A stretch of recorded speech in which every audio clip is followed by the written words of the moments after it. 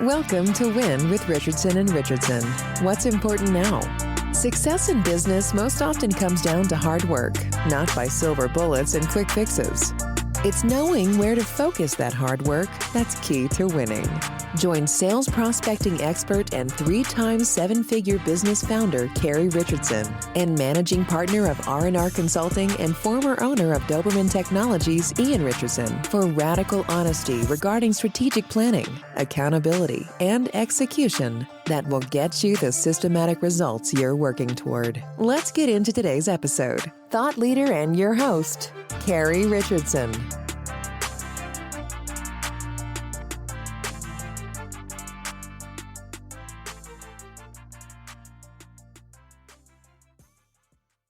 Good afternoon, everybody. Thank you for joining me today. My name is Carrie Richardson. I'm a partner at Richardson and Richardson, and I'm your host for Win. And today with me, I have a local entrepreneur. His name is Paul Schmidt. He is from Uno Deuce Multimedia, and we've actually had the benefit of working with Paul a couple of times. You did the video storytelling for Red Nose Ruckus, which we've sponsored a few years running now. And I thought this year's with the noses was brilliant. I enjoyed that very much. So thanks for joining us today. Welcome. Oh, thank you. Appreciate it. We don't know each other that well. We see each other at networking functions, and I've seen a lot of your work. But tell me a little bit about how you started your business and maybe why Lansing. How'd you end up here? I started this business for the simple fact that I didn't have a backup plan. I wanted to move back to Michigan. I was in Seattle at the time. I was working for a nonprofit video production company there, but I wanted to come home. And I just didn't have any prospects. I was sending some stuff out, but I came home. And so I figured I'll search for a job. But in the meantime, while I'm doing that search, I'll just put myself out there and use the skills I have. I'll get ready for that while I'm doing this thing as well. And so I got up really early. I was really excited to do this. I was like, yeah, you know what? I feel good about this. I was excited to do it. So I got up early, just started doing all the stuff with the website, sending out emails, developing the whole plan. And then before you know it, I got a phone call. They didn't even say hello. They said, "Where's your sister? Is she okay?" I'm like, my sister doesn't even live in the state of Michigan. I'm like, I guess she's okay. I don't know. What are you getting at? And they're like, aren't you watching TV? And I said, no, I'm working. Turn on the TV, turn on the TV. So I'm like, all right. So I turn on the TV, and that's when I see the second plane hit the tower. Yeah, I started my business bright and early on September 11th, 2001. And from that moment, it was like the day didn't go as I thought it would go because, like I said, my sister lived in New York City at the time. So I was Grand Central for that as well as trying to start a business. And from that moment, I learned that, your days are never going to be the same. There's always going to be something that pulls you away, but it's about how you refocus yourself and refocus yourself in that moment to tackle what's head on at that moment and then carry it over to the next day, because you never know what's going to happen the next day. For the next decade, I was always working to make sure that my skill set was in place for that next job. A decade I worked doing this. I was what I call an accidental entrepreneur. This was not in my mindset at all to develop this business. I was living at the time to the Detroit area. I was there for a while. I was freelancing with local television stations to cover high school sports. So I would be doing my business during the day, and then at around 3 or 4 o'clock in the afternoon, I'd shipped over to cover high school sports as a sports videographer or sports producer, stuff like that. I covered, 20 plus high schools at different points. The Lansing area, you may have 10, maybe a little bit more if you go a little smaller, but it's just wasn't the same. And so that's when I chose to actually make this the business. I was an LLC. I was all that stuff. I had an EIN. I did all the things you were supposed to do. And then I had a moment where I was like, okay, these contracts that I'm working on now end at some point. What do I do after that? And so that's when I looked up a meetup group in which local business owners went to. It was like it cost $1 to get in just to pay for your cup of coffee. And I was like, okay, I will go to this networking thing. So I did that. And probably the smartest thing I could have ever done for my business, because it allowed me to be introduced to people that took my business to the level it is now. In fact, my business coach at this point, who I really attribute a lot of my success to keeping me focused the last 4 years, I met at this networking group that isn't around anymore, but it really introduced me or to people that introduced me to other people. And it just was like, it was an eye-opening experience. And I really felt, okay, maybe I can do this. So that's what I did. You're everywhere. I see you everywhere. I cannot go to a networking event or a social event or a charity event in Lansing without bumping into Paul, which is good because you're going to look amazing in all the pictures that they post online afterwards. I enjoy it. I must say, I think networking and really talking with people face to face really played to my extroverted nature. When the pandemic hit and all of that was shut down, man, I was not in a good spot. I helped establish a very popular networking group at one point. I don't know if Ian ever mentioned that, because he was there. He was a regular. He was there almost every week or every Was that month. the BNI group? No, it was called the Drinking Lunch. Oh, I went to drinking lunch. I went to the last two before they shut it down. I thought that was a great event. I won something at that event. That was the first time I'd ever won a prize at any event that I'd been to. I won a massage from one of the local wellness spas here in Lansing. And I, now thinking about it, have no idea where that went. It might be in the glove box of my car. So It's funny how that works. we do a lot of the Lansing Chamber events, and you had mentioned that you were just rejoining the chamber. So we'll look forward to seeing you there. I've been really happy with how the Lansing business community rallies around each other. Like, it's like watching the MSU community, watching LEAP. There is a lot of opportunities for small business owners here in Lansing, and they all have stories to tell. So can you share a few of your favorites? My main target market are nonprofit organizations, and it's always been that way. The small businesses that we work with are folks that have a very charitable spirit, like we do, very focused on the betterment of that community. We work with Child and Family Charities, who's been a nonprofit that's really taken us under their wing, and vice versa. We've evolved and grown together, and we work on an event called the Red Nose Ruckus every year, and it's just gotten exponentially bigger since we've been apart, and we've been able to really be creative with what we can do with them. It's just a joy. It's a great event that happens at the tail end of the year. It's like almost, let's celebrate the entire work, all the work that we've done all year for everybody. And it seems like that's where everybody likes to be, is that event. Just feeling good about going into the Christmas season and ending their year on a high note. That's really been special for all of us, even though it is a lot of work. And it's a culmination of 6 months worth of work for us on that project. So that's always one of our favorites. Just recently, we finished a couple of videos for a small nonprofit that's always going to remain small. It's called the Danny Bath Legacy Awards. It's named after this young man who lost his life way too young. I think he passed away when he was 19, 20, 21, something like that. But these awards go to specific areas, like one's for an EMT, and one's for an auto mechanic out of the Wilson Talent Center out in Mason.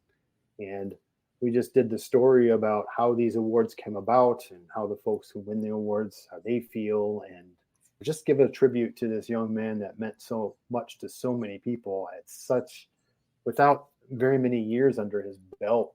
That one was really great. There are so many. I don't even know how to narrow it. So you started your business in 2001. You were in the Detroit area. You're filming sports in the evenings and the occasional gig during the day. You have new equipment that you brought with you from Seattle. Tell me about the trajectory of your business. How did it go from just Paul to Paul and? It really started when I talked about this networking group that I went to early in the mornings on Tuesdays. I met an accountant there. I was finding out that I was spending 3 days, almost full 3 days, just on administrative work. And that left me 2 days and the weekends to finish the work that I contracted out to do. And I was like, I need help. I can't do this by myself. And so the accountant restructured my business. Then I hired a former intern, and this was my first hire. And he was with me for a couple years. I started this relationship with Lansing Community College. To graduate with a degree, you have to have an internship. And so I got this intern from LCC. Her name was Shireen, and she was really amazing. Just got it.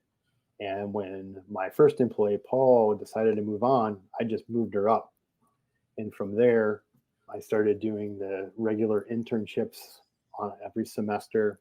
Shireen ended up me leaving, then I had somebody else come in, and then one of the interns later on, he kept nudging me, like, when I work here, when I have a job here, blah blah blah. He's kept talking about having a job here, and so at some point, he worked himself into a job. I brought him on as a part-time person. I usually did the internship to freelance to part-time to eventually full-time. And so there was three of us. I had a stroke. August of 2019, which put me out for about probably 2 months. I was in the hospital for 10 days and then recovery for another month and a half. And so when I came back, I sat both of those two down and I said, you held the ship together when I was out. I can't repay that, but I am going to give you both a raise. So now I had two full-time people. And that's where we're at right now. We're three people.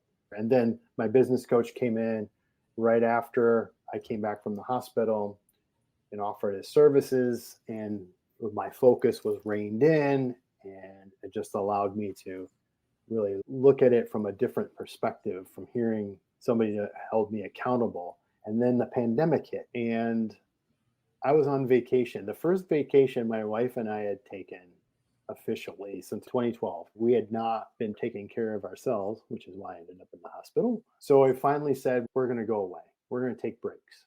So we took our first vacation. We were in the airport when Governor Whitmer mentioned about a state shutdown. I'm like, well, we're going to Florida anyway. Whatever. We're not stopping this train. So we went to Florida, and I remember sitting by a pool in Florida, gorgeous weather, and I had lost just over $60,000 that week because of canceled contracts. And I'm like, not much I can do from here. I guess I'm going to go to the beach. But when I got home, I went right to work. I did not lay anybody off. We had a decent quarter, better than we'd ever done. And I said, here's what we're going to do. We're just going to plow through this. While they were working on stuff, I was working on another service. It was a live streaming virtual service, and it really eventually became a very pertinent service because of the world as it was. By December, it was 40% of what we did. That's quite the pivot. It was huge, and it's been a mainstay. We have been recognized in the area as a go-to company to provide quality live stream and event production, and broadcast television is in my background. So that's what we did. I think the story is amazing. You got like all the highs and low points there. The started the business 2001, 9/11, take your first vacation ever, and the pandemic hits. Managed to pivot and rebuild 40% of your business within less than a year. You got all the makings of the perfect podcast story. In 2007, 2008, when the recession hit, a lot of my work in the nonprofit realm, when people's livelihoods are in trouble, they're less likely to give. So there was a lot of things that I wasn't able to do for the nonprofits because they didn't have the giving happening.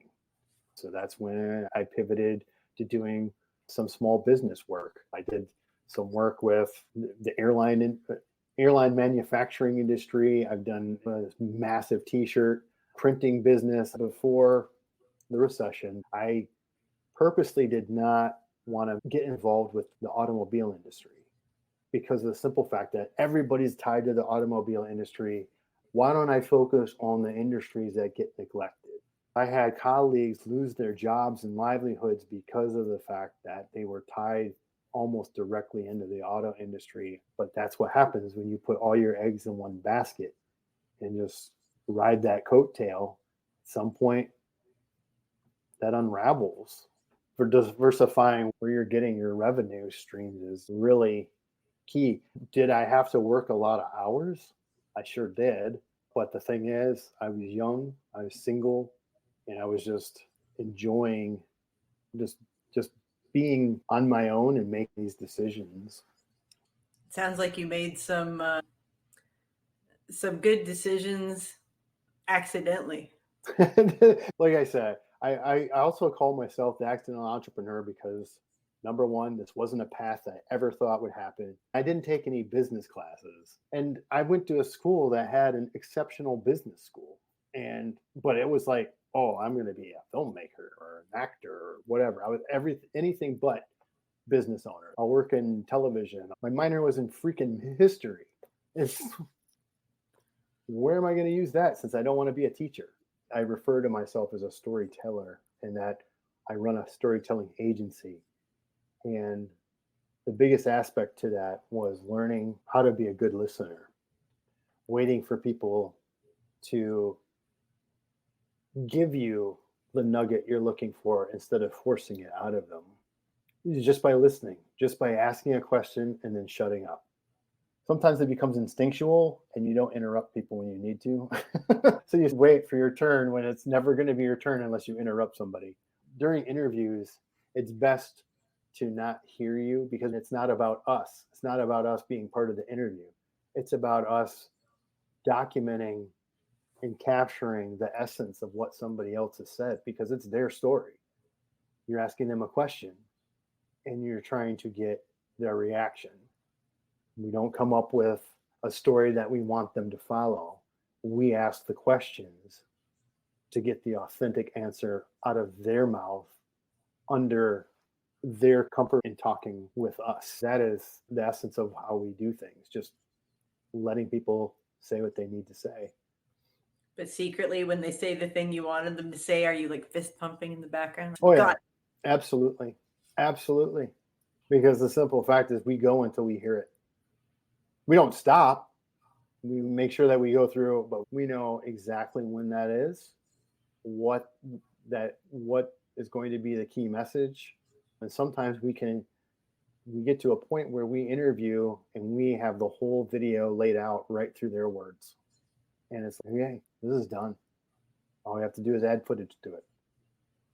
And that's the beauty of it. Doesn't always happen that way, but there are times when we get really lucky.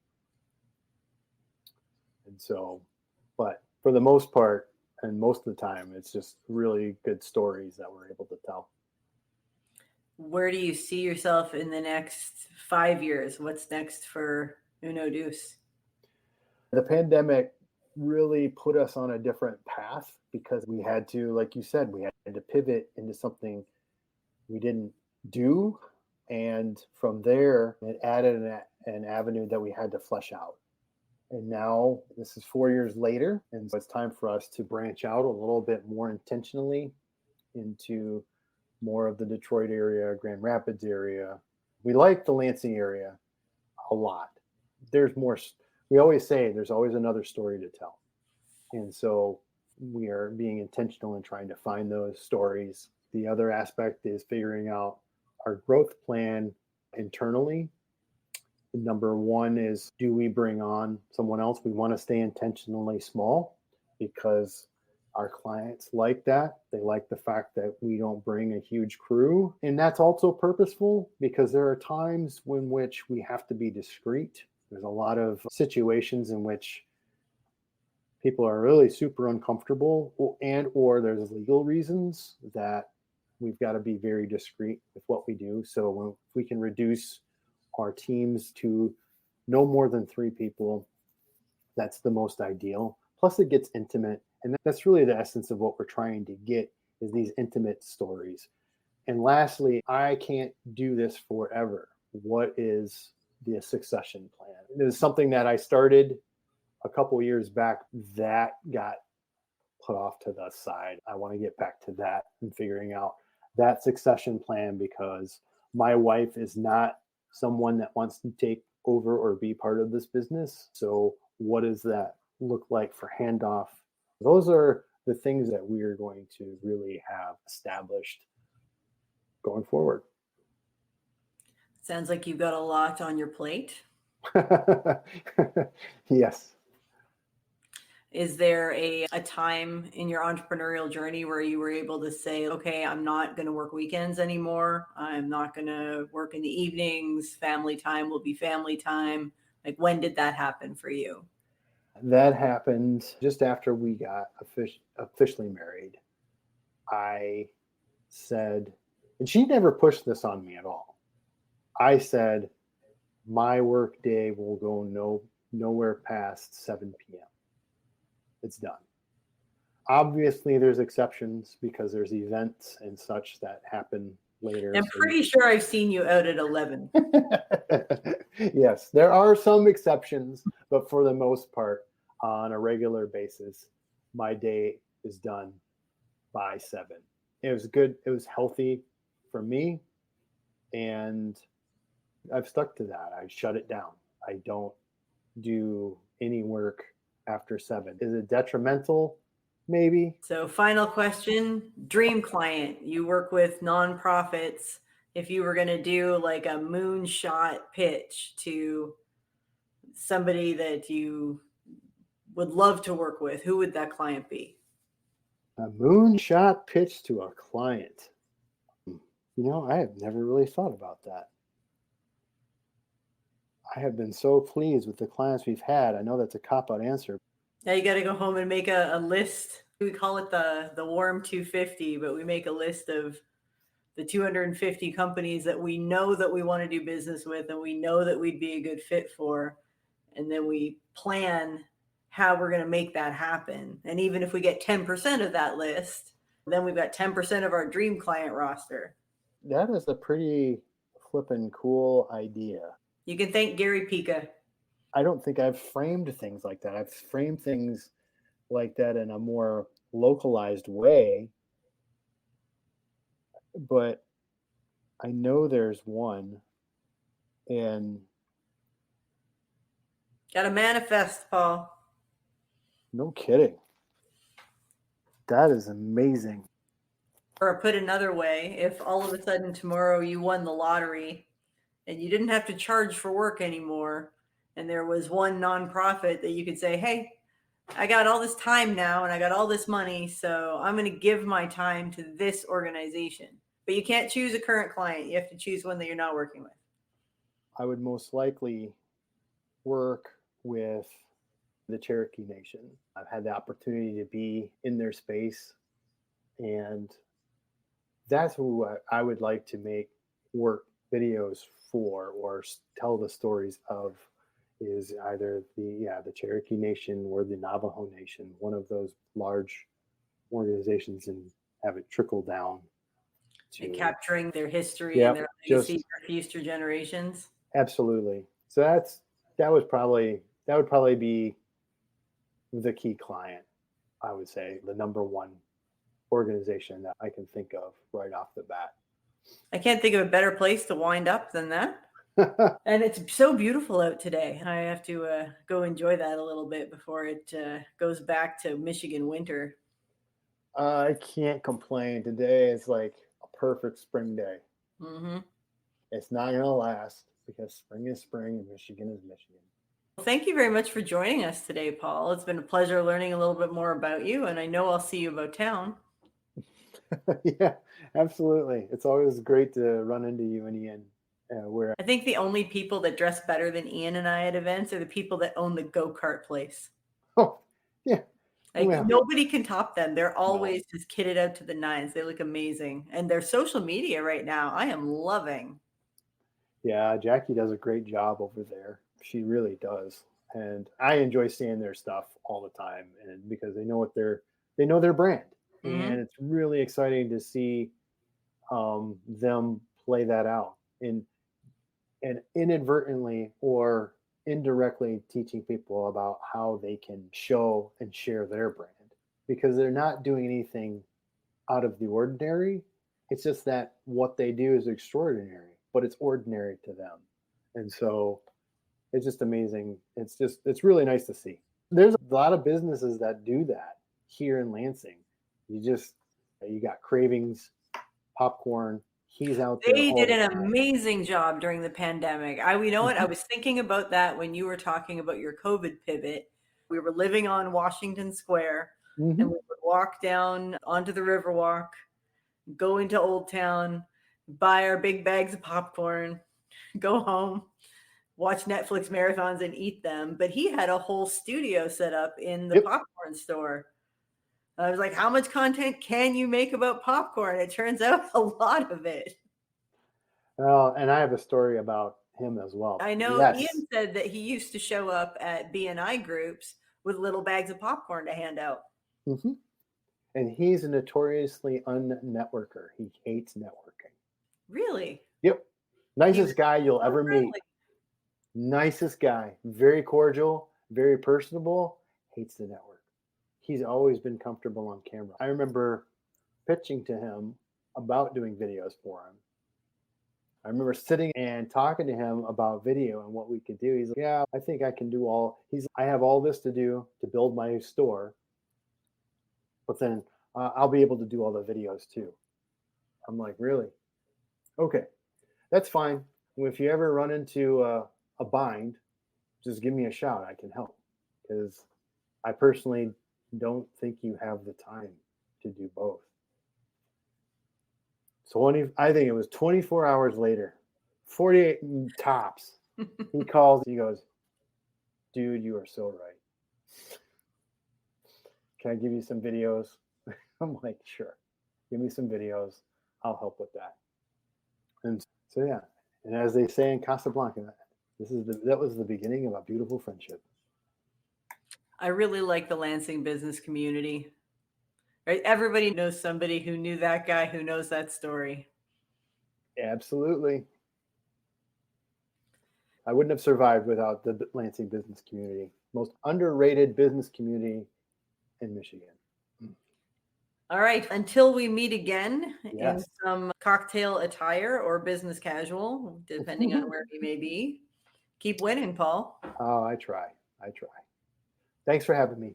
Appreciate it. It was a pleasure. You've been listening to Win with Richardson and Richardson.